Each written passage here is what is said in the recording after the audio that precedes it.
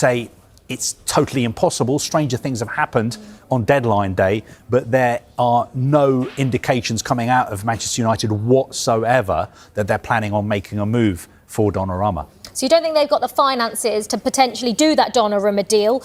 Do they have the finances to complete a deal for Lammens, Royal Antwerp player? Could they get that one over the line if they are looking for? Well, I think that one would be much more affordable financially. There's talk that it could be around 17, 18 million pounds. The player himself, I think, would want to go to Manchester United. He's somebody who is being talked about as a future Belgium #1.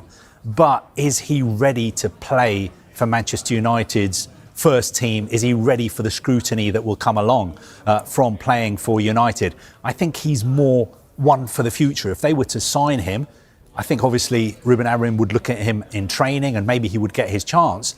But the other problem United have got is because they're not in Europe and they're not in the Carabao Cup anymore, they're only going to be playing league games and FA Cup games this season. Yeah, it's an interesting one for Manchester United. Now, European football expert Andy Brassel joined us earlier on Good Morning Transfers. He shared his take on Lammens, but wonders if United should be looking at a bigger name. The Gigi Donnarumma shadow is not just there because he's 6.5 foot tall. I think you look at Lammens and you think this is another sort of player that if I was him, I'd be thinking, what is awaiting me at United? When I look at similar players, or players of a similar age profile to me who've gone there, have they developed as they should? Have they got closer to fulfilling their potential there? Now, look, Lammens has got everything that suggests that he should be a good Premier League goalkeeper. He's big, he comes for crosses, he's got a decent amount of first-team experience there as well. And United have been interested in him for a while, so this isn't an impulse buy or anything like that. But what happens, he gets there and he has a difficult start. I mean, all of a sudden, you're back to square one. Obviously, Donnarumma was the best goalkeeper in the Champions League last season. Whether he can be that in the Premier League, someone who is not great with his feet, is obviously a phenomenal shot stopper, but it's kind of glued to his line a lot of the time. Does it feel like another potential United disaster if that was something that was going to happen for them? Right, we've got a little bit of breaking news from Rangers. They have agreed a deal with Girona to sign striker Bojan Miovski. It's understood the initial fee will be around £2.6 million, rising to £4.2 million based on add-ons. Miovski is thought to have agreed personal terms in principle ahead of his medical tomorrow. Right, let's get some more reaction to last night's result. Of course, Manchester United getting knocked out of the Carabao Cup by Grimsby Town in League Two. Jamie Jackson from The Guardian joins us now. Jamie, you were at the game last night. I mean, it's a simple question. Just how bad was it? Dire. Probably the worst I've ever seen United play, in the flesh in my job as a correspondent. I've covered them since 2012. There was a game under Moyes in the Champions League. They lost 2-0 at Olympiacos and they were absolutely awful. They stunk the place out. It was very odd how bad they were that evening in Piraeus, which is the port area of Athens. Last night was worse because it's fourth tier opposition. Listen, Grimsby were excellent. Grimsby actually played, right, how Manchester United should play. Fast, hard, aggressive, passing it around at the back, then moving forward at the right moments, creating chances. There was like a header from Benjamin Sesko right at the end of the first half, and I was sitting there thinking, oh yes, Manchester United are allowed to attack as well, and that sort of sums up how bad. Yeah, it's the worst I've ever seen the players are saying, sort of 12, 13 years of covering them. Jamie, I'm going to get on to Ruben Amorim in just a second, but you mentioned Benjamin Sesko there. How surprised were you in that penalty shootout that he stepped up so late and let every other single outfield player go in front of him? I mean, your question has the answer. I mean, he is the new number 9, the leader of the attack. If he cannot be one of the lead-off penalty takers in that situation, because apart from anything else, does he not want to do that himself?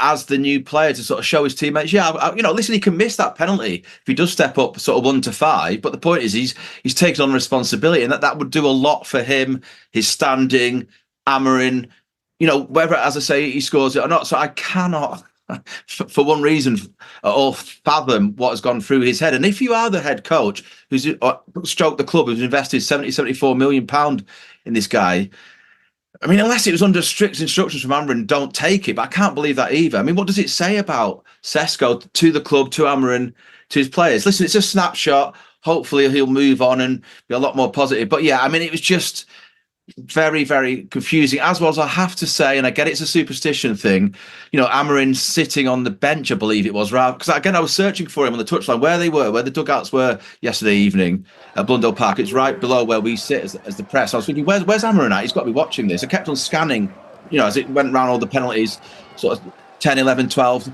times, but no, I couldn't see him. And it turns out he wasn't watching. Now, I get, as I say, it's a superstition, but come on, show some leadership. Just stand there. And again, if you lose a shootout, that can happen. But it just seems that is not, in my humble opinion, that is not leadership when you need it most, which is to sort of say, okay, lads, here I am. I'm the head coach. I'm going to watch this with you.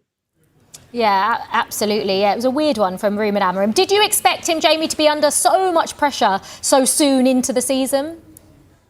I kind of did, actually, only because I've been round the block so many times with different manager stroke head coaches at United. Then you factor in how bad they were last season, obviously 15th, arguably the worst European club competition final ever to Spurs 1-0.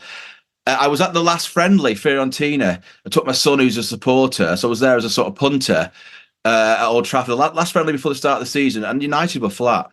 They just were. I mean, that can happen, I get that, but I'm not that surprised at all. I don't see anything in the 8 or 9 months he's been in charge to sort of indicate, there's progress. Maybe that will happen. I get that he needs time, but how much time does he need?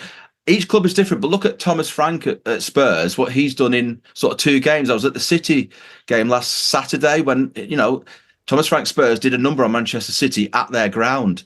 Amarin's had 8 or 9 months, and I'm not seeing, and I'm being polite, not much, too much progress. Yeah.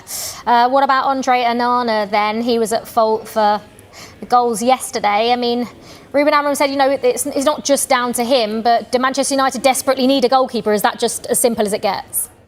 Yeah, I think that's the bottom line. I mean, take your pick. The first one, he gets beaten at his near post, and the second one, he misses his punch completely. I mean, he's a goalkeeper. He's allowed to use his hands, obviously. I mean, that was. If you're not a United fan, that was hilarious. That was farcical. If you are a United fan or a United player, anyone of a United persuasion, that is, the latest sort of dagger to the heart with regard to the goalkeeper, because obviously Bayern had played the previous 2 games and committed mistakes. So yeah, they need a new goalkeeper, and obviously Senny Lammens, as you've been discussing, as Carve rightly says, I'm not sure he's ready to be chucked in. It's interesting. He's 23. He's not yet played for the Belgium senior international side, which I suggest is interesting. So yeah, Donnarumma for me would be a good option. He's available, but yeah, can they afford it? Everything that Carve was rightly saying earlier, just previously, about whether he'd want to go there now. Because what we're describing here, if you zoom out a little bit, is basically, it's still a bit of a mess. And Sir Jim Ratcliffe, having been in there for, a year and a half now, certainly a good year. Again, are they really moving forward? Maybe this is the darkest point before the dawn. I like to be glass half full. So maybe, from we're going to have this nadir yesterday evening at Grimsby, and from here on in, they're going to gradually improve. And by Christmas, we're like, okay, we can see it. But so far, you can only go on facts, the evidence of your eyes, the league performance, European competition performance, being knocked out before the transfer window closed of the Carabao Cup. These are all facts, and they're not great. Another fact for you, Jamie, is that Manchester United are struggling to get rid of the players that they've got up for sale. And, that's a big thing. There's 3 or 4 of them that you need to get out, but just are struggling to right now.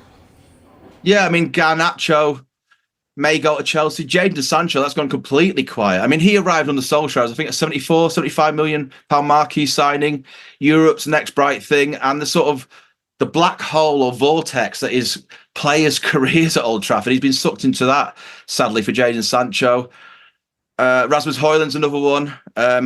Kobbie Mainoo wants to leave. Now, here's an interesting one. For me, Kobbie Mainoo is good enough to start for Manchester United, if they were title challengers, never mind sort of, a side that finished 15 and is struggling. I mean, he's class. He's a class player.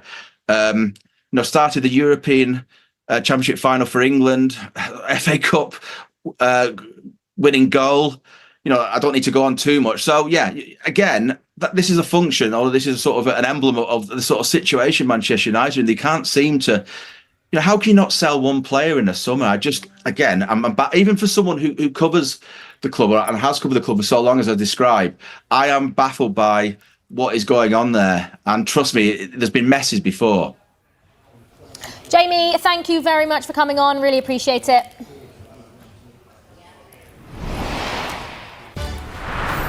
Right, we've just got a little update.